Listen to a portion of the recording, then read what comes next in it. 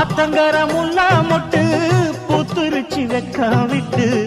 ஆசையில தொட்டு புட்டேன் நெஞ்சுக்குள்ள ஜல்லி கட்டு புடிவாரமானே ஒரு கடிவாளம் போட்டேன் மலை நாட்டு தேனே ஒன்ன மடி மேல சாச்சேன்